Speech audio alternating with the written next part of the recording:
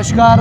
तो अभी हम हैं पराशर ऋषि जी के मंदिर प्रांगण में और हमारे साथ इस समय पराशर ऋषि जी के पुजारी हैं। आइए इनसे जानते हैं थोड़ा सा जो ये मेला चला है सरहावनी मेला, इसका इतिहास जानते हैं, ये क्यों मनाया जाता है। तो सबसे पहला आपका हमारे न्यूज़ चैनल में स्वागत है।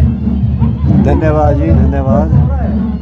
ये मेला तो बहुत पुराना है और ऋषि पराशर एक पौराणिक ऋषि हैं। महाभारत काल से इनका विवरण आता है और ऐसा माना जाता है कि महाभारत जब समाप्त हुआ तो उसके बाद पांडव प्लस जो रह गए, जीवित रह गए, तो ये हिमालय की तरफ बढ़े। तो फिर इन्होंने आके हमारा हिमाचल में अपना ये जगह चुनी, यहाँ इन्होंने अपना प्रवास किया। वैसे इनके प्रवास अन्य जगह भी बहुत हुए, जहाँ जहाँ इनके प्रवास हुए वहाँ आज भी इनके स्थान कमेटियाँ विद्यमान है। तो ये मेला तो दरअसल ये वैसे ये किसी इनकी कोई विशेष तिथि से संबंधित नहीं है। ये लोगों का मिलना जुलना और नए अन्न का आना, फिर उसके बाद जैसे कि नए अन्न की कचौरियाँ बनती हैं, फिर लोग यहाँ आके आते हैं, नाच गान करेंगे, नृत्य करेंगे, एंजॉय करना, मतलब हाँ बिल्कुल।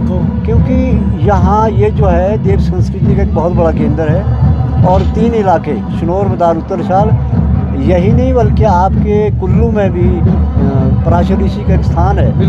तो कुल्लू से भी बहुत लोग यहाँ आते हैं और पराशर ऋषि में श्रद्धा रखते हैं। तो ये मंडी और कुल्लू का एक बहुत ही बड़ा दैविक केंद्र है, तो इसलिए यहाँ पर ये मेले का आयोजन होते रहता है।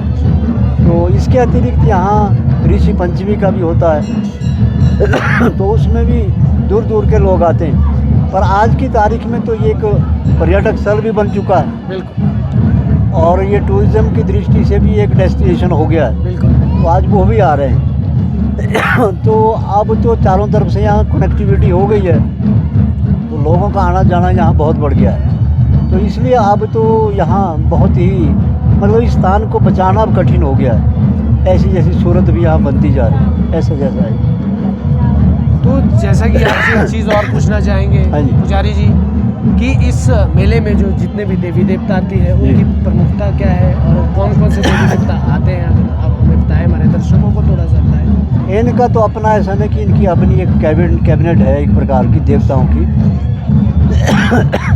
तो उसमें पहले तो आते हैं इनके वजीर हैं, 2 वजीर हैं, एक इनके कटवाड़ हैं, वो ये जो ज्वालापुर से आते हैं, बरनाग जी उनको माना जाता है। तो फिर गढ़ के इनके जो जिम्मेदार देवता हैं वो हैं गणपति जी बटवाड़ी के, वो रहते हैं। फिर मार्कंडे ऋषि थलौट इनके पुरोहित हैं, ये प्रमुखता से आते हैं। बाकी टिहरी के आदि ब्रह्मा आप देखेंगे आज इस मेले में आए हैं, वो भी तीसरे वर्ष आते हैं, तो वो भी यहाँ की एक जिम्मेदारी रखते हैं। मैं आपसे एक मिनट रुकना चाहूँगा। आपने अभी कहा कि जो ब्रह्मा देवता है वो 3 साल के बाद आते हैं, आप ये बता सकते हैं कि वो 3 साल के बाद ही क्यों आते हैं? ये ना जाने, इसके पीछे तो कोई विशेष तथ्य नहीं है, परंतु तीसरे साल ये जो सुखदेव शारडी हैं ये भी तीसरे वर्ष आते हैं। तो वो दूर के होने के कारण भी हो सकता है क्योंकि वो दूर के हैं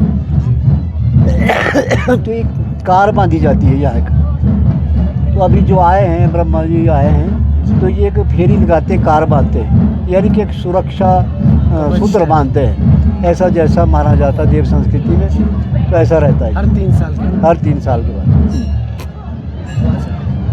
तो मुझे लगता है कि जैसे मेलाओं में देवताओं का आना तो एक सामान्य सी बात है, जैसे कुल्लू में आपके दशहरा है, मंडी में शिवरात्रि है, लेकिन ये एक स्थान है। आज तो बल्कि सुविधाएं हैं यहाँ, लेकिन एक समय था तो हर चीज़ पीठ पे लानी पड़ती थी। और यहाँ जितने भी लोग आए अपने खर्चे से, इनको कोई इनविटेशन नहीं है, अपनी अपनी एक प्रकार से भूमिका निभाने, ड्यूटी देने यहाँ आए, अपने खर्चे से आते हैं, चले जाते हैं, मेला मनाते हैं, मिलजुल के आपस में लोग संवाद करते हैं। देवताओं का मिलना देवताओं से होता है, मनुष्य को मनुष्य से होता है।